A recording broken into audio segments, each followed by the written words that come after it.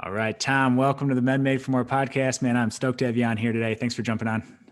Thanks for having me. I've listened to a couple of your episodes and they just leave me inspired and really want to do better at my craft, meet more people, and seek out influencers like you where you're making the industry so much better. So I'm happy to be a guest.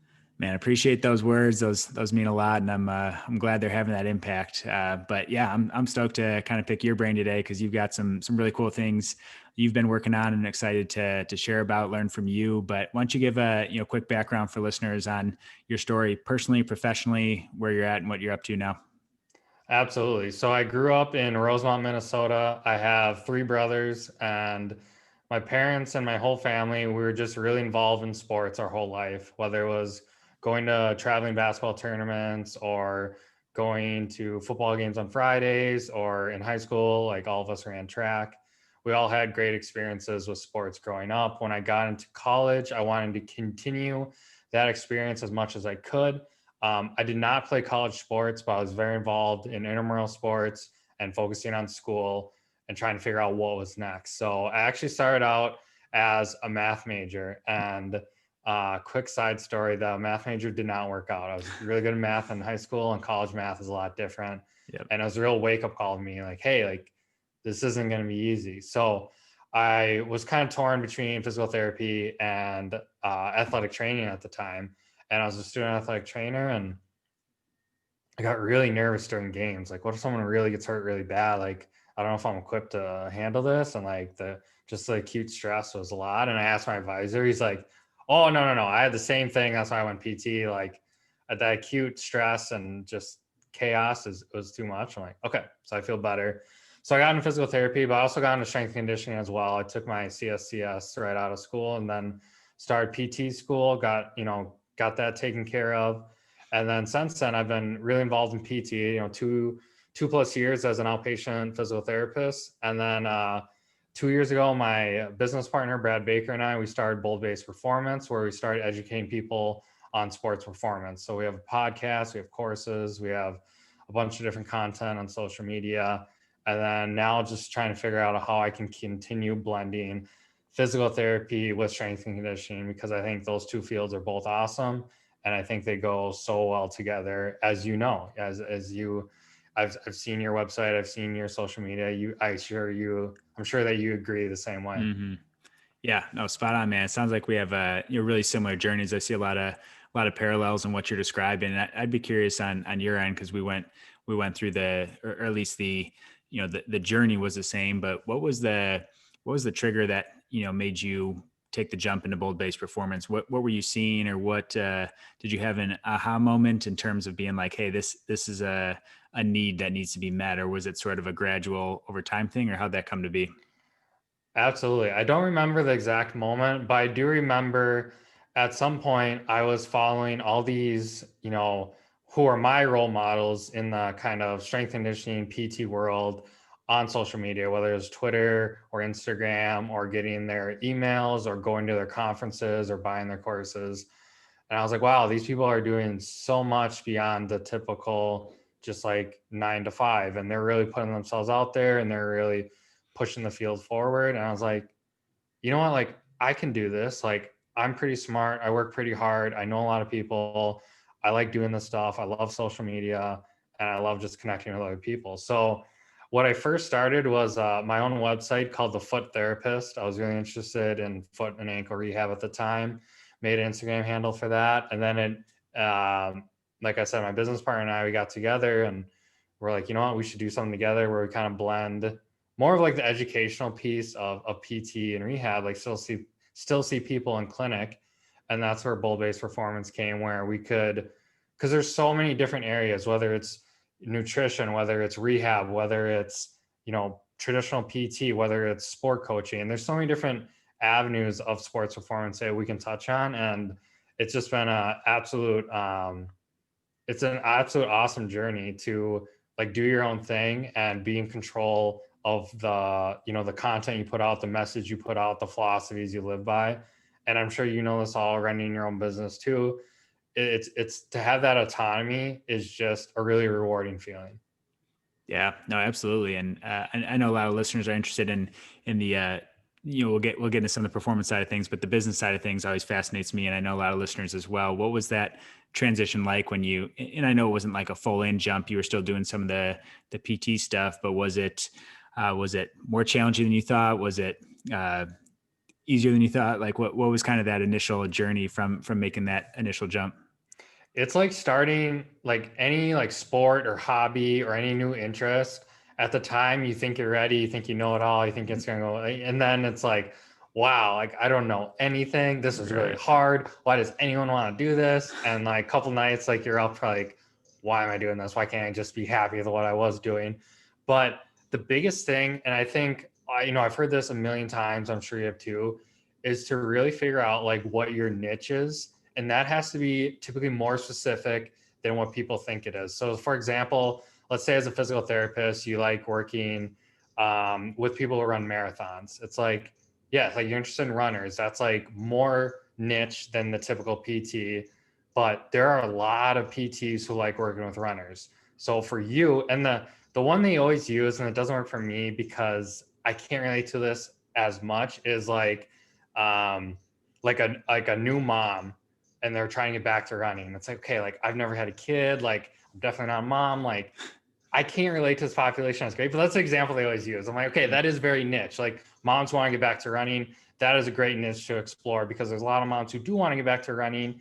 And if you've had that experience, you can really help them with that. So for anyone looking to start their own business or start their own podcast or start their own website, really try to like niche it down to what a specific problem you can help people with. And then it's a lot easier from there than trying to help everyone with everything. Absolutely. Yeah. People feel like they'll alienate or turn people away if they get too specific, like no one else will possibly want to work with them. But if you're excellent at what you do and you're pursuing excellence, then people will gravitate towards you, even if they're not specifically in that niche. So I don't think you have to worry so much about necessarily turning people away. And I guess my best point on that is I appreciate all the women listening to the Men Made for More podcast. I know our target is men. Our target is, uh, you know, active men and a lot of entrepreneurs and business owners, but there are women I know that listen, and I appreciate all you guys for putting up with us guys. So that's a case in point with that. Absolutely. I grew up with three brothers, so the influence of like my girlfriend and my sister-in-laws and my mom and my other female friends, like it always keeps me balanced and see more angles and views than I'm accustomed to. So no, we appreciate all listeners, but especially the female ones here as babble about football and whatnot all the time. So Yeah, definitely. So I wanna get into some of the 'cause like I said, you got some exciting stuff going on. I want to get into some of the pillars of performance and in general. But first, I know you guys just launched an asthma course recently, and this is a fascinating topic to me. I know, of course, playing sports, you have friends that have had asthma growing up. I've never been directly affected for it, and not something we necessarily see directly in our PT clinic for. We don't work with people directly with asthma, and we know as athletes, there's a lot of demands in general of getting back to or getting to a high level in a sport in terms of all those things that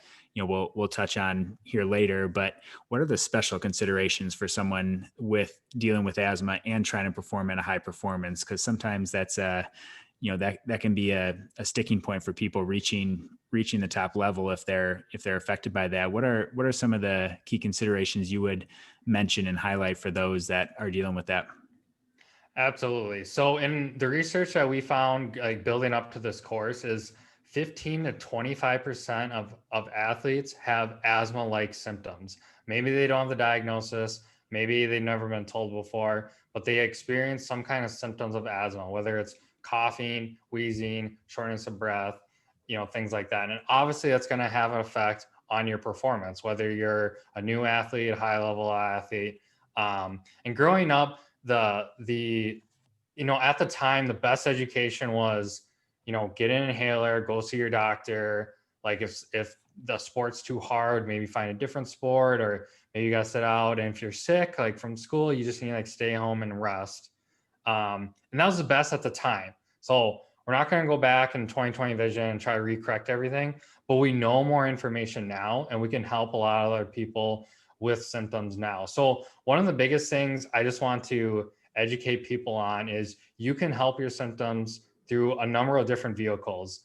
If you're seeing a doctor and you're on medication, great. We're not here to tell you that you don't need to do that. We're not here to tell you like we're going to cure your asthma or anything crazy like that. We're just trying to help you with some of the side effects you might have with your asthma. So the first one is breathing. Obviously, like asthma is a respiratory issue and breathing is affected. What most people don't know is you can do breathing drills to improve your breathing and performance and at rest, and it can actually change how you feel. So whether you're working on a longer inhale, a longer exhale, doing breath holds, doing breathing drills before bed so you sleep better, there's a lot of different breathing drills you can do. And I think that's the biggest connection people make because, oh, I have asthma, it affects my breathing.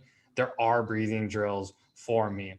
Another big thing that we learned in this process is when you're looking at either like asthma or you're looking at arthritis or different inflammatory diseases, there's a whole host of like GI, inflammatory issues. A lot of that, it's not so much what do I eat to help that specific condition, but I have an inflammatory condition. How can I structure my diet to reduce that harmful inflammation?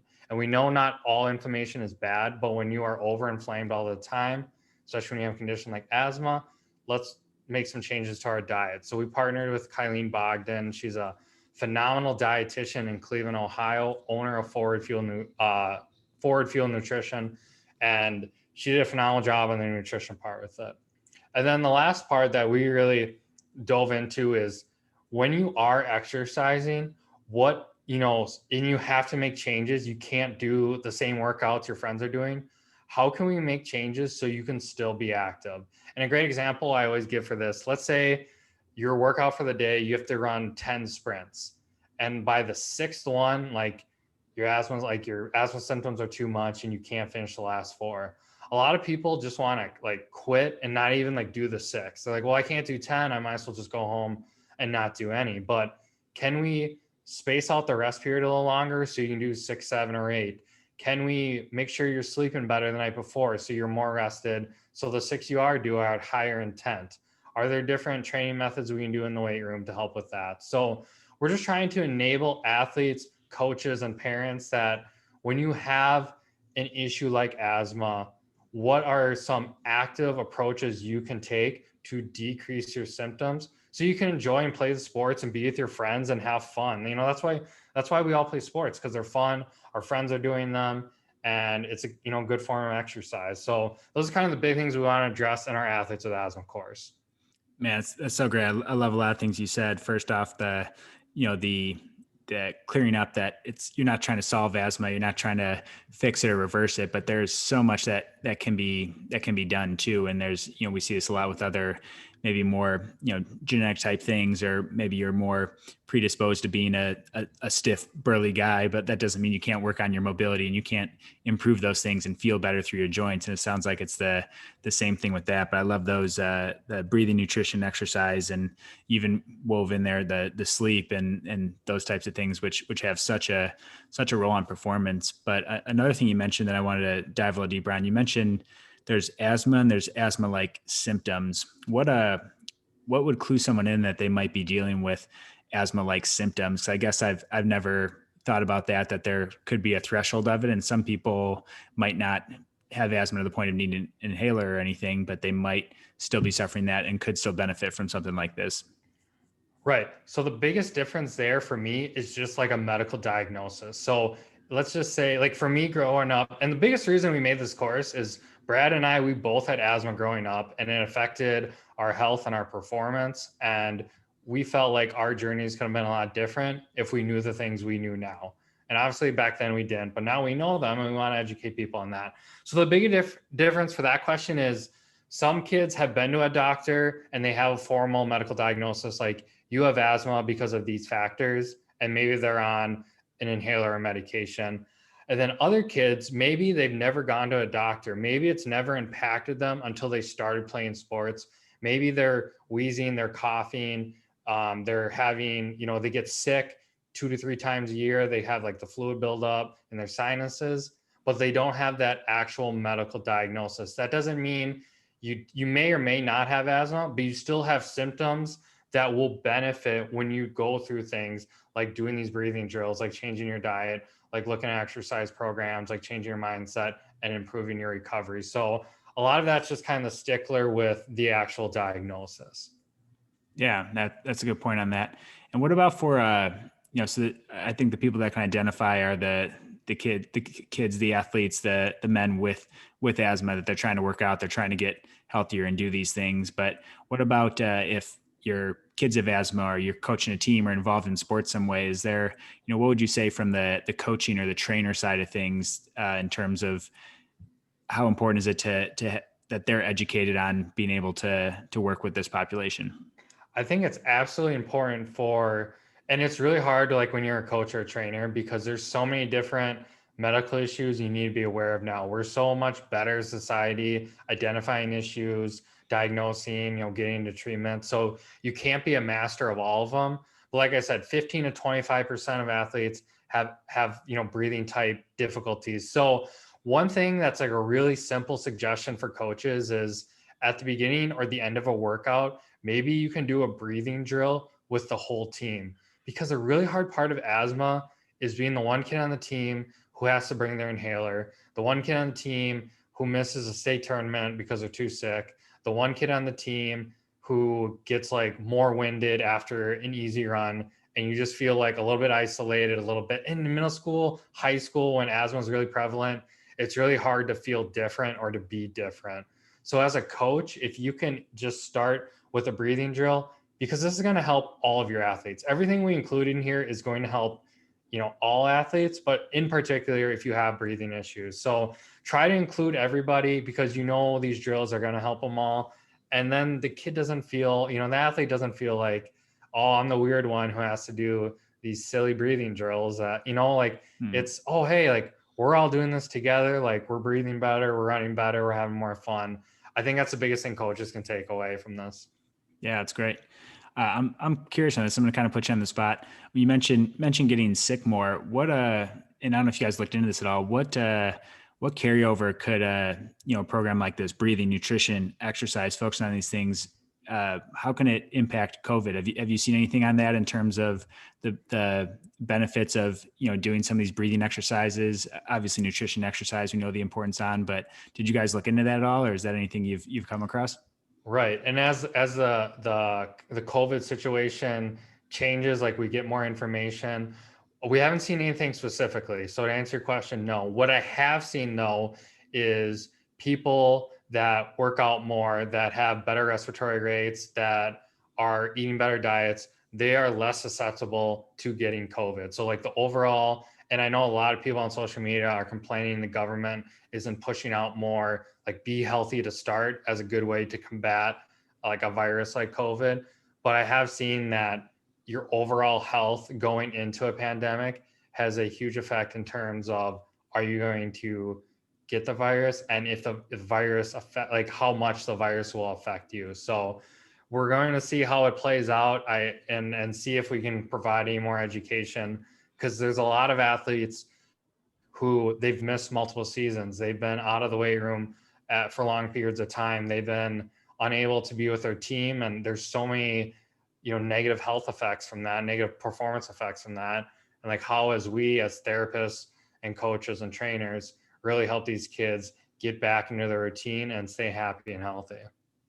Yeah, Good question, though. yeah, I was curious on it too, because, and I don't, COVID can present a lot of different ways, but definitely the respiratory system being a big piece of that. I didn't know if there's any carryovers or things that people could benefit from. Because I know even if people were affected by those symptoms, some kind of breathing treatment and doing those things is going to be beneficial after you're done with it to restore some of that. So yeah, that's super interesting.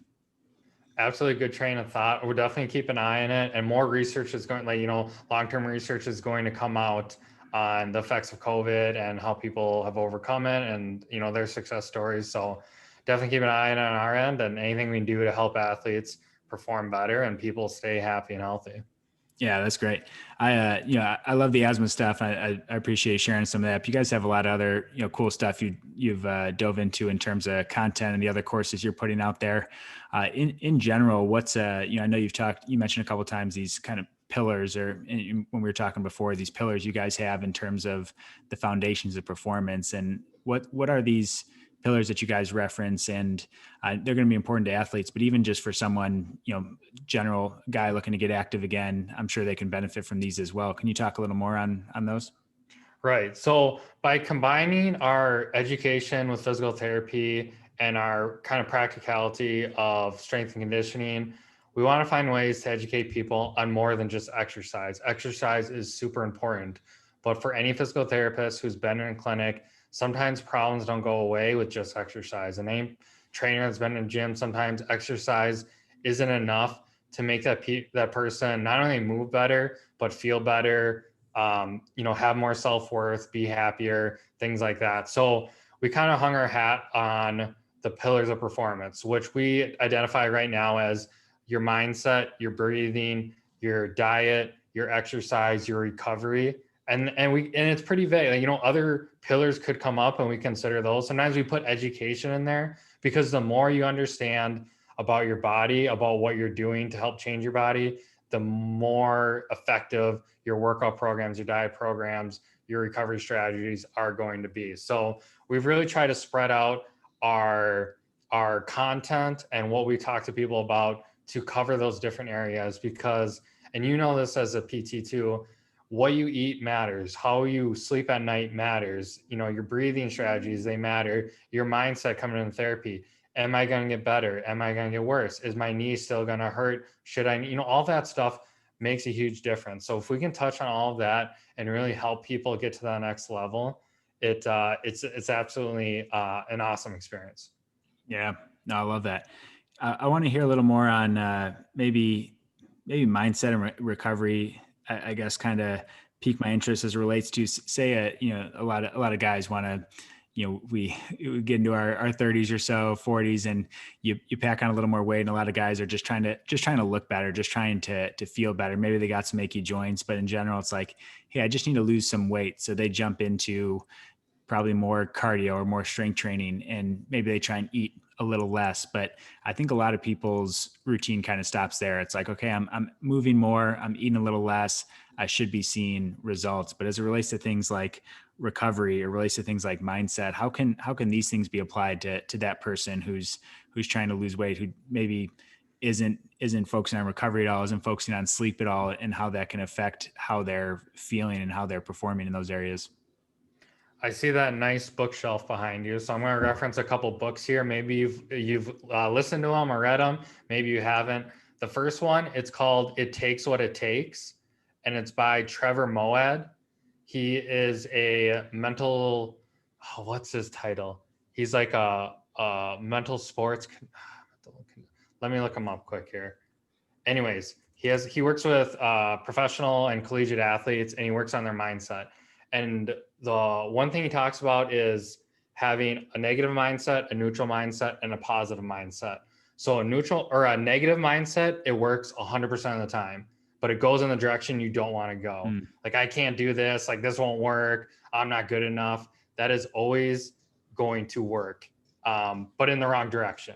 mm, A positive mindset, it usually works, but sometimes you can be too positive, and when you think I'm going to win this race, and then you get second, but even though you ran a lifetime best, you're still either anxious or disappointed because you did not win the race, which was that positive mindset thinking. The middle road, though, is neutral mindset, and this is what you teach. He's a mental conditioning coach. There's the term. Um, a neutral mindset is just being very objective of where you're at. Like, I know I'm ready for this race. I've done my training. I'm going to focus on my arm swing. I'm going to focus on my knees getting high. I'm going to focus on just the next step in front of me. And that can really help with your journey and with your goals. You're not looking, because when we get too far into the future or into the past, that's when a lot of anxiety and depression and issues with kind of mental well-being can come up. But if you're really focused on the present and just neutral, like, hey, today is Tuesday, my workout is 60 minutes, I've been doing this workout for 3 weeks now, I know I can do a little better on this lift, I've been doing great on this lift. That can really help with your journey. And then let's go to recovery. A second book that I recommend to everybody is called Why We Sleep by Dr. Matthew Walker. And in that book, it really lays out the case why everyone needs to sleep not only more, so like quantity wise, we want as adults 7 to 9 hours every single night, but also improving your quality as well. And we know based on our history of education and PT and strength conditioning, the real changes happen when you rest and recover. You get the stimulus when you are working out, but you're really going to see the changes in your body, whether you're trying to lose fat or gain muscle, when you are sleeping, when you are recovering. And if you were like me in high school, where I slept with my phone right next to my bed, I had, ice cream right before bedtime. I would just think about like everything I had to do for school the next day and like, oh, I got this track meet on Friday. Like, how am I going to run? I didn't do anything to like decompress myself before bed. And then first thing in the morning, you wake up, you check your phone, you eat a bowl of cereal, and you have, that's not a great system to have if you're trying to get results you've never gotten before. So the book lays out a bunch of different strategies to improve your quantity and quality of sleep and really help the changes that you are seeking. So 2 book recommendations there for people who are looking more into that. I love it. We like book recommendations here. Why? Yeah, I've talked a lot about sleep on this podcast. We had some guests come on and talk about it. Why is it? Why in your mind is it so hard to sell people on sleep? I think people read like they need a really deep reason of why to do it, because the alternatives, especially at night, like watching Netflix, watching a sporting event, like staying up, like eating or drinking, like all of those are so much fun. And if you don't have a deeper why, and this is where sports is like such a benefit, because if you have a game on Saturday and it's Tuesday night and you're thinking about that game on Saturday, it's like, okay, I'm going to go to bed tonight because I want to do well on Saturday. Like you get, that's a deeper why than I just need sleep. And once you get out of like college and you kind of get on your own, and maybe you run marathons because that's competitive, or maybe you do CrossFit, or maybe you join a gym, like if you can find a deeper reason of why to take care of your health and fitness. And sometimes like it's when people have kids, it's like, I want to be healthy for my kids. This is what it takes. It really takes, and for me, for whatever reason, a switch flipped when I read that book, because it wasn't, are you getting good sleep a lot? It's like every single night you need to get sleep because you can't catch up on sleep. And for me, reading that book really made that difference. But it's a tough one. It's a tough sell. I don't know if you have any better strategies, but finding that deeper why really kind of helps people I've talked to. Yeah, I love the deeper why is a good starting point for just about anything, any habit, anything you're trying to improve. Yeah, I don't know if I have the right answer on that. I think the reason in my mind that's so hard to sell is that effects like sleep are something that the side effects come on so they're so subtle when they come on too, where people you can get you can go from getting 8 hours of quality sleep, you can get 6 hours of sleep or maybe even 5 hours one night, and the next day you're like, oh, I can function fine. But then it's this like low level stuff over time that you don't realize how much it's actually affecting your performance, how much brain fog you have, how it's affecting your memory, your recovery, your performance in the gym, your performance in your work, and how your mood is. There's so many things it ends up affecting, but these things happen so subtly that you don't necessarily notice it from one thing. The same way you're not, if you're super healthy and you maybe eat one bag of chips, you're not going to all of a sudden be a fat guy or something. But Right. I think the sleep kind of attacks us the same way if it's just this like little bit over time. The one thing I'm a huge advocate for sleep is because it's free. Like people love sleeping. They love naps. They usually love sleeping in. They usually don't like going to bed early. And that's usually a problem because the time of the night that you're sleeping matters. But people love sleeping in. It's free. And you can do it, almost anywhere if you're good at it. You can do it sitting on a couch or laying on a chair, laying on the couch, sitting in a chair. But it is hard. But if you have that deeper why, it's going to affect all of those pillars. You're going to have a better mindset. You're going to eat better. You're going to exercise more. You're going to sleep better. So find something that like you like and you're passionate about, and it fits your wants. And that could be anything. It doesn't have to be, hey, like once you're out of college, like you can only run marathons because that's the only competition out there. Like find something that floats your boat, and that can really help change the other things in your life that you're trying to change. Yeah, absolutely. I love you point out that it's free too. People look so much for how many like supplements and things and what can they do to boost their mental performance from a supplement standpoint, but they're really missing the low hanging fruit of I've run into this personally and run into this with a lot of coaching clients I have. Is just they're missing the low hanging fruit of sleep, sleep better and sleep more and manage your stress are two of those kind of like silent killers that people overlook all the time. Another big issue is I think people, and myself included, have a really hard time saying no to stuff. So they, yes, Mm, I'll do this. Yes, I'll do this. Yes, I'll commit to this. Like, yes, I'm going to watch this. And they have 26 hours of their day planned. And they're like, how are you going to get 8 hours of sleep when you're 26 hours of work to do? So right. if you have the opportunity to say no to a couple things that you can live without or sacrifice even, and put more priority in things that matter, it can really help open up windows of time for a nap, for getting into bed before 10 o'clock, for having a consistent schedule, for enjoying more time with your family and vacation and friends. So we're kind of in a culture of like, yes, yes, yes, more, more, more, you know, but more is always better. But if you can put more of your energy into a few things, that can usually yield better results. I love that. Very, very well said on that. It's a good reminder, and we can have in every episode. I'm sure we all need to hear it. And one, as we start to wrap up here, I had another question just on the performance side of things. With for athletes, we know the importance of longevity and the importance of staying healthy in your career, whether that's in college and you have a scholarship, whether that's trying to get to the pros. Obviously, the importance of being able to stay healthy, but even for the I guess average Joe guy, if you will, looking to stay healthy.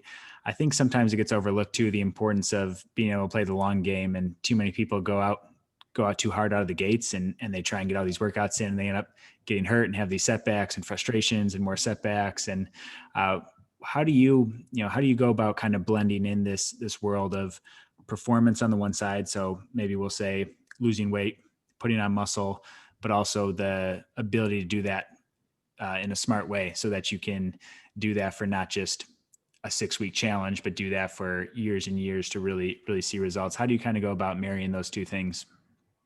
I think a lot of that comes back to understanding, whether it's like for yourself or a patient or a client or a friend or family member, like understanding their reasoning for why they want to do it, what their specific goals are. It always depends on their goals. Context is always king. But for example, like if you want to lose 50 pounds, like that's not going to happen in 2 months, safely and healthy. This is going to be a 1 year, a 2 year, a 3 year, five, this is going to be a long term. So like if that's your actual goal and you have reasoning for why that goal, like maybe you want to look better when go swimming at the beach, or maybe you just want to like help your knees are hurting, you want them to feel better. But planning out, that long term, like, okay, this is your goal, these are the things we have to do to reach that goal, and consistency is going to always win. So let's find a schedule, let's find workouts that you can be consistent with, let's find sleep patterns that you can be consistent with, let's find changes in your diet. Like, I'm not going to take your 20 favorite foods, and like I should stay away from nutrition there. But let's just say, like Mm-hmm. for exercise, I'm not going to add 2 hours a day to your workout program. Like if you don't have time for that, but can I make sure you do, a half hour workout, 3 to 4 times a week, every week of the month, and let's call that a victory. Like forget the scale for a second. Let's get some consistent patterns that you can stick to, that you correlate to your end goal and your reasoning of why you want to do this stuff. And like let's get consistent with it, because this too, consistency is always going to win. You can work out twice a week, and if you do that for 5 years, that's what, like, that's so many different workouts. Mm-hmm. And versus, oh, I'm going to do 7 workouts a week, or yeah, I'm going to do 7 workouts a week, I'm going to do that, and then 6 weeks in, like, you're burnt out. So do you have any other thoughts on that? No, I love the consistency part of the people that come out too hard and they think, Yeah. well, I'm getting 6 workouts in, I'm getting 7 workouts in, or I'm doing 2 a day. So I'm picking up time, but then 6 weeks, 6 months down the road, they have to take a month off because they have an overuse injury or because they're burned out or they get sick or something. You look at the total workouts done over someone who's just consistently knocking out 4 workouts every single week without fail. That person's gonna win in the long term. And not that it's a competition, but for comparison's sake. My new favorite saying, I have a lot of favorite sayings, but one of them is there's nothing magical about a 60-minute workout. So for the last like 2 or 3 years, all my workouts have basically been like 30 to 40 minutes. Like I go in, I get my stuff done, whether it's like sprinting outside or playing basketball or lifting weights. And I try to do that 2 to 4 times a week. And I've been way more consistent with that than my previous self, where I would try to set like, can I go to the gym for like 8 to 10 hours this week? And then you're just at the gym doing nothing. Like you're stretching, like you're foam rolling for 45 minutes. It's like, why am I doing that? Like, this isn't achieving anything. This is just wasting my time. Can I spend less time here, but be more purposeful and more intent and be more consistent with that? And some people, 30 minutes is great. Some people, they need 60. Some people need 90. Like there's no magic formula, but you have to figure out for you and your goals what works, your schedule, your commitment level, and go from there. And there's nothing magical, like I said, about 60 minutes. So find what works for you. There's no shame in doing a 30-minute workout if you're purposeful, intentful, and you get all of your stuff done. Yeah, that's really good. And someone needs to hear that today, because there's people that think it's like, oh, if I'm only doing 10 minutes of push-ups and air squats at the house, like it's not worth it if I can't get to the gym. And don't downplay the importance and the power of just moving more frequently. And sometimes, some people need a lot of structure. I'm definitely a structure guy myself. I like having a plan laid out, and I enjoy being at the gym. I enjoy working out, but I work with plenty of clients that don't enjoy necessarily going. They want to be healthy and active, but they're not your typical gym goers. They don't like going and doing a 60-minute session, and there's no right or wrong way. You can get results on both sides of it. Exactly. And if they're doing the other things outside of the gym, they're going on walks, they're being active on the weekends, they're doing stuff with their family, like they're eating healthy, they're sleeping well. Like it always comes back to like, are you doing all this other stuff well? Because then your training is going to have a bigger effect for you, a bigger positive stimulus for you. And it doesn't always have to be what I do in the gym is the only thing that matters, because there's so much more to life than lifting a lot of weight or running fast. Like make sure you're taking care of your family and friends and your social life and your work and your hobbies. Mm. But when you are coming to work, like let's work. If it's going to be a half hour, like you better stay off your phone. You better do like every rep perfectly, because you're shrinking the time you have to get something done. But that doesn't mean we sacrifice intensity or quality either.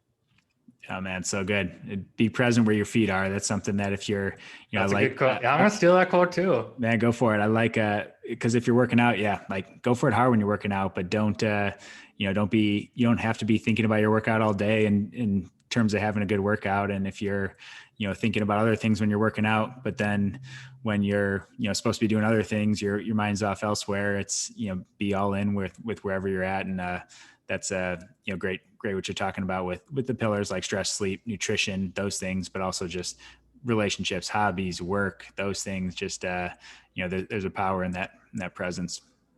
I think a lot of 22 to 25-year-olds, it's like the gym is life. Like I need to go to the gym all the time. I need to like, and maybe it's like go and play basketball. Maybe it's lifting weights. Maybe it's running on the treadmill.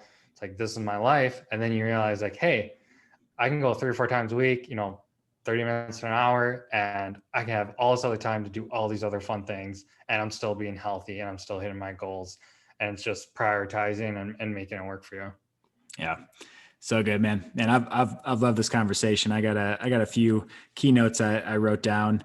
I love that when you talked about just in general that, and as we can tell with this talk, that health is so much more than just exercise. Too often we focus on simply the exercise component, and nutrition I would lump in there too. But there's the things you're pointing out with sleep and recovery and breathing, and the things with your asthma course you're talking about, and specific nutrition things to control inflammation. There's so much more that goes into it. I love that. I love the it's a quote from the book, but the negative mindset works 100% of the time. And that's so true. And again, someone needs to hear that of the people in those negative thought loops. Those things will come true if we keep telling ourselves, these negative things and believing these things that are probably more worked up in our mind than in reality. We're gonna end up confirming those things. And then just in general with goal setting, finding your why, you mentioned that a few times, and staying consistency. That consistency always wins, and I totally agree with all those things. Those were a few of the many highlights I jotted down. Anything else you want to add to that list there, Tom?